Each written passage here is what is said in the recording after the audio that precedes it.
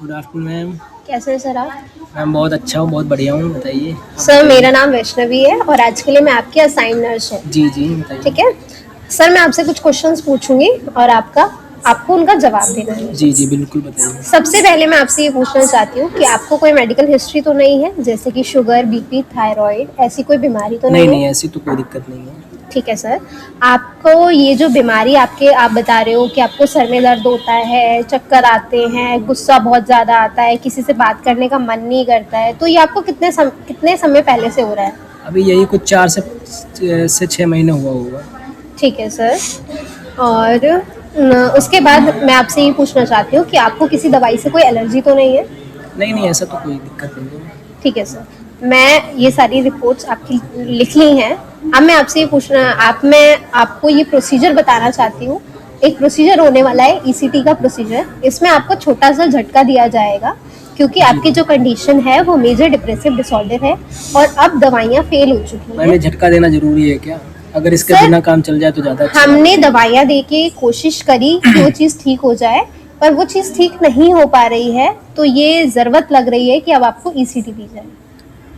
तो इससे कोई दिक्कत तो नहीं होगी? कोई डरने की बात नहीं है।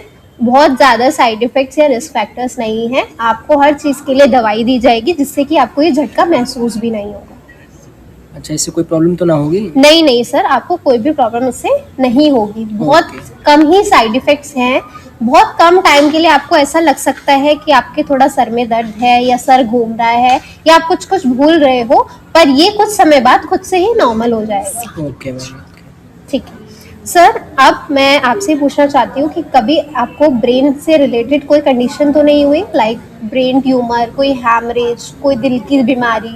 नहीं नहीं, ऐसी सर, तो जैसे आपने बताया कि ये आपको कोई ऐसी दिमाग से रिलेटेड दिक्कत नहीं है, आपका कोई ऐसा ट्रीटमेंट या कोई ऐसी बीमारी नहीं हुई है दिल से और दिमाग से रिलेटेड, तो ये एक इन्फॉर्म कंसेंट है। इस पे आप साइन कर दीजिए कि आप इस प्रोसीजर को कराने के लिए रेडी हैं। जी मैम, ठीक है? एक बार देख लेता हूँ। जी, आप पढ़ लीजिए। इसमें ये लिखा है कि जो भी चीज़ें हैं वो आपको सही से बताई गई है और आपको सारा प्रोसीजर एक्सप्लेन किया गया अच्छा है। मैम, हमें कहाँ पे साइन करना है? सर, यहाँ पे। Okay okay. ठीक है, थैंक यू सर। अब मैं आपसे ये पूछना चाहती हूँ कि जैसे मैंने आपको सब चीज़ें बता दी, तो आपको उससे रिलेटेड कोई घबराहट तो नहीं हो रही, कोई बेचैनी तो नहीं हो रही कि आपको कहीं बहुत ज़्यादा सोच रहे हो आप कि मेरे को झटका लगने वाला है? नहीं मैम, थोड़ी सी चिंता तो है कि इसमें झटका लगेगा, क्या होगा? सर देखिए, करंट वरंट तो नहीं लग जाएगा? ऐसा सर कुछ तो कोई नहीं करंट होगा? नहीं लगता। एक्चुअली हम क्या करते हैं, दवाइयाँ देते हैं। उस दवाई से आपको ये शॉक महसूस भी नहीं होगा। अब ये जो है ये हमारा लास्ट ट्रीटमेंट है क्योंकि दवाइयाँ आपके शरीर पे काम नहीं कर पा रही हैं, ओके। इसलिए हमने ये डिसाइड किया है कि हम जी। आपको ईसीटी देंगे। घबराने की मैम इससे बिल्कुल क्या कोई होगा? जरूरत बिल्कुल ठीक हो जाऊंगा मैं, ऐसा बिल्कुल? फिर कुछ इसके बाद समय कोई दिक्कत बाद तो ना होगी? कोई दिक्कत नहीं होगी और ईसीटी सिर्फ एक ही नहीं होती। कुछ समय बाद हमें आपकी बीमारी के अनुसार कुछ समय बाद ये देखना पड़ेगा कि ये आपके शरीर पे काम कर रही है या नहीं, और इसके कुछ सेशंस होते हैं, उतने समय बाद हमें ये देनी पड़ती है। तो उसके लिए आप तैयार हैं या नहीं? जी जी बिल्कुल। ठीक बिल्कुल है, तो ready आप हूँ। घबराइएगा मत, कोई ऐसा इशू नहीं है। ठीक है, देन अब जी। मैं आपके वाइटल साइंस ले लेती हूँ, आपका बीपी वगैरह ओके चेक कर लेती हूँ। Okay. Then I am checking the vital signs of the patient. Okay sir, सारे वाइटल साइंस नॉर्मल हैं। को 4 से 6 घंटे तक कुछ भी खाना पीना नहीं है क्योंकि जब झटके दिए जाते हैं तो कभी कभार ऐसा होता है कि जो शरीर में कंपन आती है उसकी वजह से आपको वॉमिटिंग वगैरह हो सकती है, तो इसलिए आपको 4 से 6 घंटे कुछ नहीं दिया जाएगा। और मैं अपनी स्टाफ नर्स से भी बोलूँगी कि उनकी जो मेडिकेशंस हैं वो आप विद होल्ड कर दो, नाइट मेडिकेशंस, और जो मॉर्निंग मेडिकेशंस है, जो ओरल मेडिकेशंस है, वो भी विद होल्ड कर दी जाए। So the medications are with hold of the patient. अपना इसको ये बताना चाहती हूँ कि अगर पेशेंट की डायज़ेपाम, बार्बिटूरेट्स या फिर कोई भी एंटी कन्वर्जेंट मेडिकेशंस चल रही हैं तो उसको इमीडिएटली विद होल्ड कर दिया जाए for before the ECT and for 5 to 6 hours के लिए। देन उसके बाद सर आपने अपना हेयर वॉश किया है शैम्पू के साथ? हाँ जी बिल्कुल।